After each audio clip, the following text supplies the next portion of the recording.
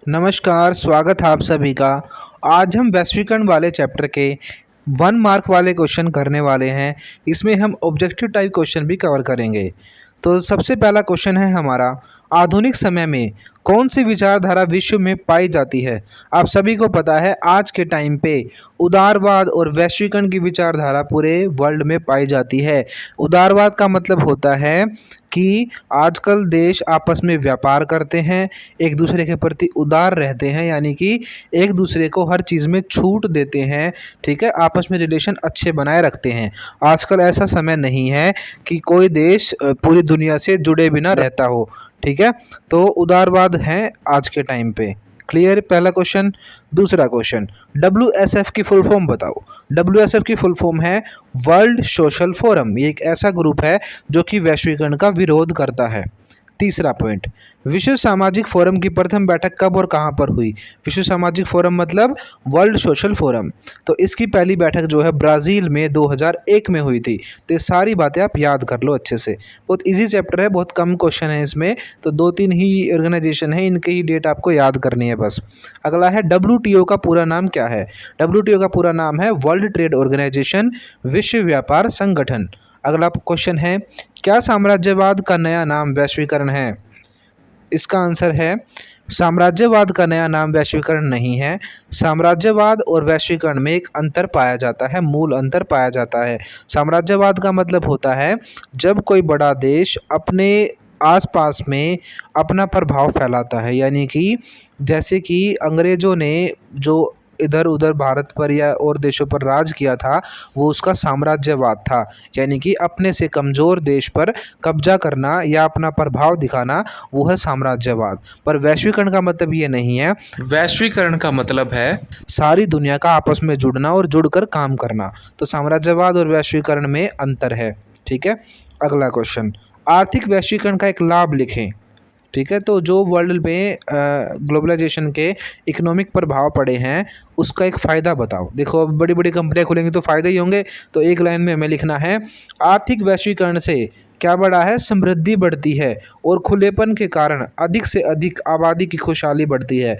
तो लोगों को रोज़गार मिलते हैं, बहुत सारे लोगों को, तो उससे क्या होता है, उनकी खुशहाली बढ़ती है। तो एक लाइन में ऐसे देंगे हम इसका आंसर। अगला क्वेश्चन है, भारत में वैश्वीकरण की शुरुआत कब हुई? ये आप डेट याद कर लो अच्छे से। 1991 में भारत में नई आर्थिक नीति अपनाई गई, यानी कि न्यू इकोनॉमिक पॉलिसी अपनाई गई और भारत में वैश्वीकरण की शुरुआत हुई। डॉक्टर मनमोहन सिंह जो हैं वो इसमें मेन आदमी थे, बिल्कुल उनकी ही बनाई हुई ये नीति थी 1991 वाली।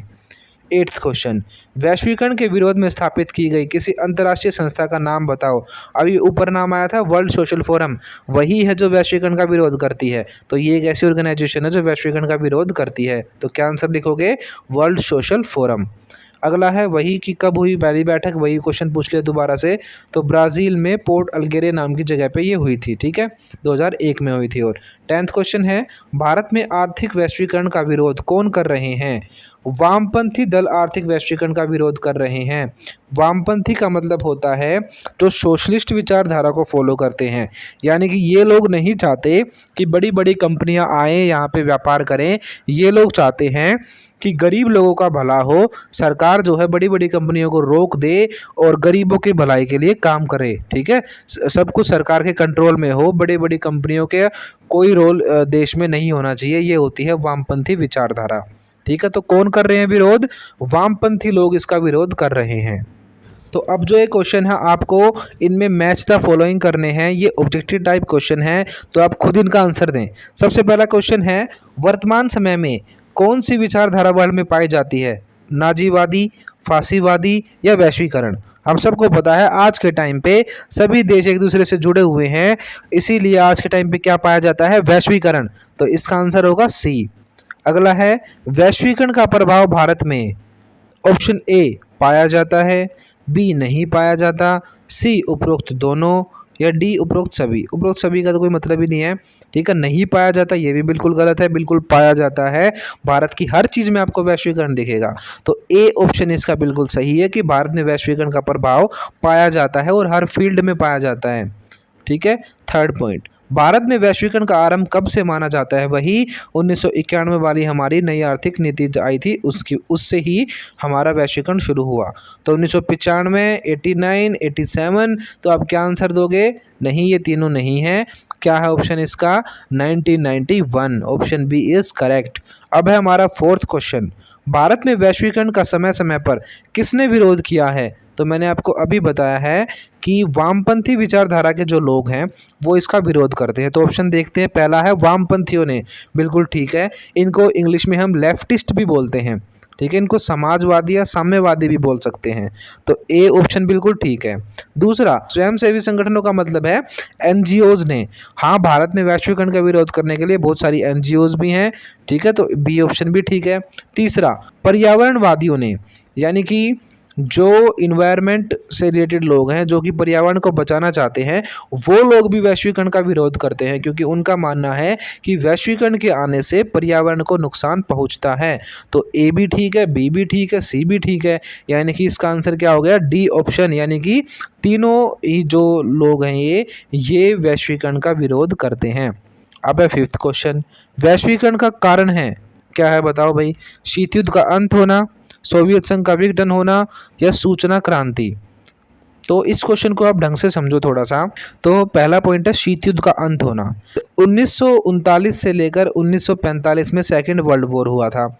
उसके बाद 1945 से लेकर 1991 तक, 1945 से लेकर 1991 तक क्या हुआ था? पूरी दुनिया जो है वो दो ग्रुप्स में बटी हुई थी। एक ग्रुप था पूंजीवादी, एक ग्रुप था साम्यवादी। अमेरिका के जो फॉलोवर थे वो थे पूंजीवादी, और जो रूस के फॉलोवर थे वो थे साम्यवादी। तो पूरी दुनिया में उस टाइम पे ग्लोबलाइजेशन नहीं हुआ था। साम्यवादी देश दूसरी दुनिया से मिलना जुलना पसंद नहीं करते थे, इसीलिए जो है उन्होंने अपने दरवाजे दुनिया के लिए बंद कर रखे थे और वो वैश्वीकरण का सपोर्ट नहीं करते थे। पर जैसे ही शीत युद्ध का अंत हुआ, यानी कि 1990 के दशक में, 1991 के बाद जैसे ही सोवियत संघ टूटा, यानी कि जो साम्यवादी देश थे उनका जो ग्रुप था वो टूटा, उसके टूटने के बाद क्या हुआ? सारे देश आपस में व्यापार करने लगे और वैश्वीकरण को फॉलो करने लगे। जैसे आपने हमारा भी देखा है, 1991 में हमने भी आर्थिक नीति अपनाई है, ठीक है।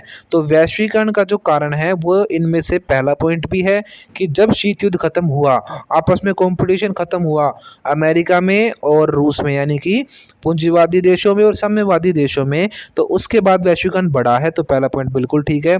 दूसरा पॉइंट, जब सोवियत संघ टूटा, यानी कि जब साम्यवादी देशों का जो ग्रुप था वो बिखर गया, तो पूरी दुनिया को लगा कि ये पूंजीवाद ही एक रास्ता है जिससे हम इकोनॉमिक ग्रोथ कर सकते हैं, और सभी लोगों ने क्या करा? वैश्वीकरण का रास्ता अपनाया। तो दूसरा पॉइंट भी ठीक है बिल्कुल। तीसरा है सूचना क्रांति। वैश्वीकरण का सबसे बड़ा कारण तो है ही ये इंटरनेट और टेक्नोलॉजी आज की। तो जो सूचना में क्रांति हुई है, कम्युनिकेशन के क्षेत्र में बहुत बड़े लेवल पे जो क्रांति हुई है, यानी कि नई नई टेक्नोलॉजी जो आई है, उससे भी वैश्वीकरण बढ़ा है। तो ऑप्शन ए, बी और सी तीनों ही राइट है। तो डी हमारा ऑप्शन हो गया। अगला है, वैश्वीकरण के युग में कौन सा संगठन विश्व के देशों के लिए व्यापक नियमावली बनाता है? यानी कि व्यापार करने के लिए कौन सा जो ग्रुप है वो रूल्स रेगुलेशंस बनाता है? नियमावली मतलब रूल्स एंड रेगुलेशंस। तो विश्व व्यापार संगठन बनाता है, अंतर्राष्ट्रीय मुद्रा कोष, सामाजिक आर्थिक परिषद, या वर्ल्ड बैंक? अब नाम से ही देख सकते हो, विश्व व्यापार के बारे में कौन बनाएगा? वर्ल्ड ट्रेड ऑर्गेनाइजेशन ही बनाएगा, ठीक है। तो पहला ए ऑप्शन इसका करेक्ट है। वर्ल्ड ट्रेड ऑर्गेनाइजेशन, विश्व व्यापार संगठन क्या है? पूरी दुनिया के लिए रूल्स रेगुलेशंस बनाता है व्यापार के क्षेत्र में, ठीक है। तो हमने ये सारे शॉर्ट क्वेश्चन भी कवर कर लिए हैं इस चैप्टर के। तो अगर आपको वीडियोस अच्छी लगी हैं तो तुरंत वीडियो को लाइक कर दें, चैनल को सब्सक्राइब कर लें और अपने सभी दोस्तों को इस चैनल को शेयर करें, ठीक है। और हमारी वीडियो को ऐसे ही अपना प्यार देते रहें।